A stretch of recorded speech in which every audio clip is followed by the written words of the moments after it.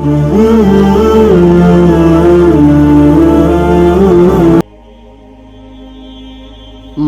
আশরাফুল মাখলুকাত। এক মানুষ অপর মানুষের জন্য একজন অপরজনকে ভালোবাসবে, এটাই স্বাভাবিক।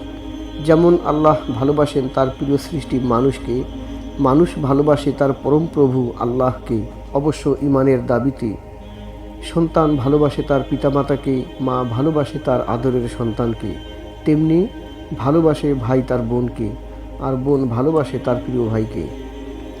পুরনো দিনের কথা, অনেক পুরনো দিনের কথা, হজরত ইউসুফ আলাইহিসসালামের যুগের প্রায় 100 বছর পরের কথা। দেশ শাসনের ভার পায় ফেরাউন। সে ছিল কিবতী বংশের। তার মধ্যে জেগে উঠল সংকীর্ণমনা জাতীয়তাবাদের চেতনা পেয়ে বসল তাকে। সিদ্ধান্ত নিলেন তিনি, বেড়ে উঠতে দেয়া যাবে না বনি ইসরায়েলদেরকে। বনি ইসরায়েল মিশরের আরেক প্রভাবশালী বংশ। এ গোত্রে জন্ম নেয় অনেক প্রভাবশালী নবী ও রাসূল। ফেরাউন চালাতে লাগলো বনি ইসরায়েলের উপর দমন পীড়ন রূপ নিল বহুরূপে। উর্বর জমির মালিকানা বাতিল, বাসগৃহ ও সম্পত্তি বঞ্চিত করা, সরকারি চাকুরির অযোগ্য ও হীন কাজের কর্মচারী নিয়োগ, কম পারিশ্রমিক প্রদান। এভাবেই চলল লাঞ্ছনা, গঞ্জনা আর অবমাননা। উদ্দেশ্য একটাই, বনি ইসরায়েলদের মনোবল ভেঙে দেয়া, দাবিয়ে রাখার অপচেষ্টা। ব্যর্থ, সবই ব্যর্থ। ফেরাউন আটল নতুন বুদ্ধি, বনি ইসরায়েলকে দমাতে, শক্তি কমাতে, সংখ্যা অল্প রাখতে। সিদ্ধান্ত হলো মন্ত্রী হামানকে নিয়ে ধ্বংস করতে হবে মূলে। ফরমান জারি হলো, লোক নিয়োগ করা হলো। অনেক গোয়েন্দা সদস্য যাবে বাড়ি বাড়ি। গর্ভবতী মায়েদের তালিকা হলো, ছেলে সন্তান হলে করা হবে হত্যা। বাদশাহী ফরমান কার্যকর হলো খুব শক্তভাবে।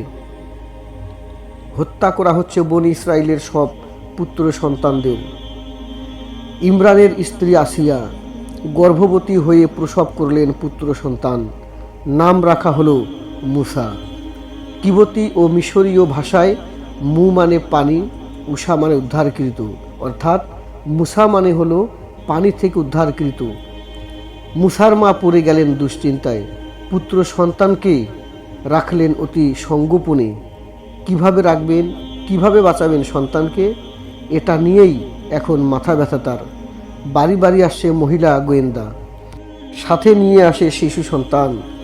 যে কোনো মূল্যে কাঁদতে বাধ্য করা হয় কোলের শিশুকে।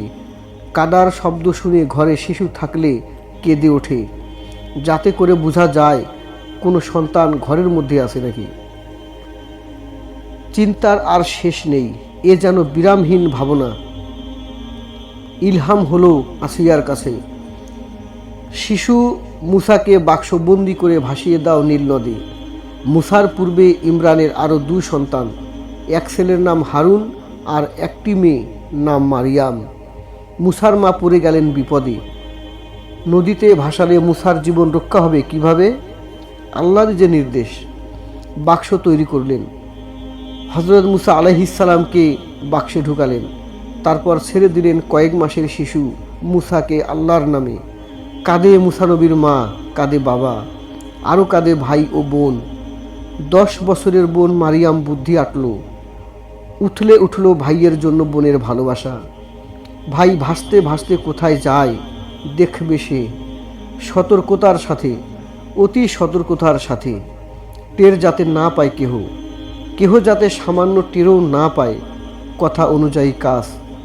ভাই যায় পানিতে ভাসতে ভাসতে, বোন যায় নদীর কূলে কূলে সংগোপনে হাঁটতে হাঁটতে। বাক্স থামালো ফেরাউনের দাসীরা, ফেরাউনেরই ঘাটে। চমকে উঠল মারিয়াম, হায় হায়, যেখানে বাঘের ভয় সেখানেই সন্ধ্যা হয়। আমার ভাইয়ের কি হবে উপায়? কিছু বলে না, শুধু দূর থেকে দেখে আর ভাবে। হতবাক হয়ে যায় দাসীরা। এত সুন্দর শিশু, ফুটফুটে আলতো মাখা চেহারা, গায়ের রং যেন পূর্ণিমার চাঁদের আলো। দৌড়ে নিয়ে গেল ফেরাউন ও তার স্ত্রীর কাছে। চলছে আলোচনা ও চুলচেরা বিশ্লেষণ। কি করা হবে এই সন্তানকে? কেহ পরামর্শ দিচ্ছে মেরে ফেলার, কেহ পরামর্শ দিচ্ছে লালন পালন করার।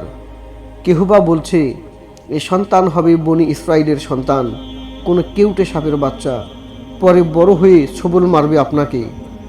হরেক রকম মানুষ, নানান রকম মত। ফেরাউনের স্ত্রী দেখলেন নিজ চোখে, চোখ আটকে গেল শিশুর সুন্দর চেহারায়, জেগে উঠল মাতৃস্নেহ, হৃদয়ে জোয়ার সৃষ্টি হলো ভালোবাসার। মায়ের স্নেহে লালন পালন আর পুত্রের মর্যাদানের আবদার জানালেন তিনি।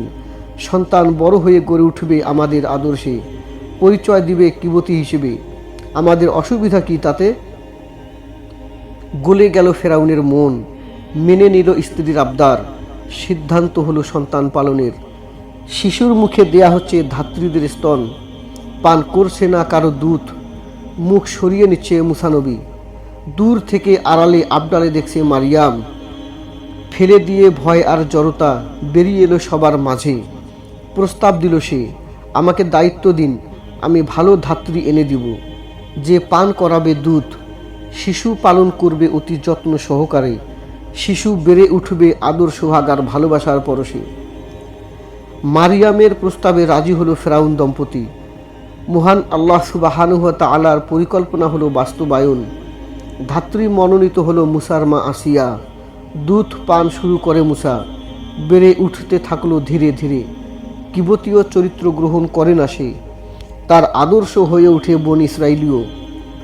প্রবাদ বাক্য সত্য হয়, কুল্লু শাইইন ইয়ারজিউ ইলা আসলিহি, অর্থাৎ সকল জিনিস ফিরে আসে মূলের দিকে।